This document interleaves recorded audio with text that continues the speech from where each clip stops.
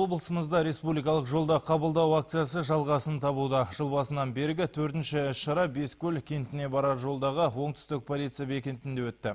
Бұл жерде бір сағаттың ішінде 10-нан астам көлік жүргізушісі аялдап, тәртіп сақшыларына көкейлерінде жүрген сұрақтарын қойып сауалнамаға қатысты.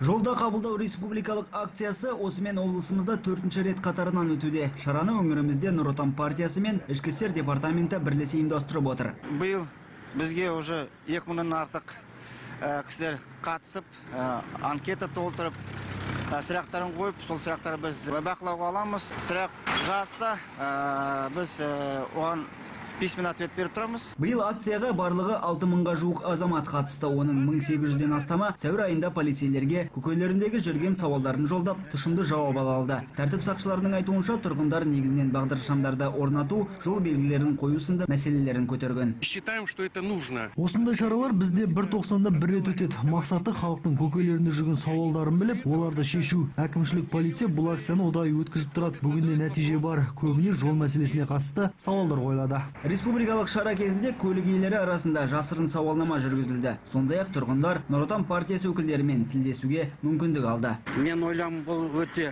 жақсы іс шара деймін. Өйткені соңғы кезде жол жүру ережелерін бұзбас үшін осындай шаралар көп өткізіледі.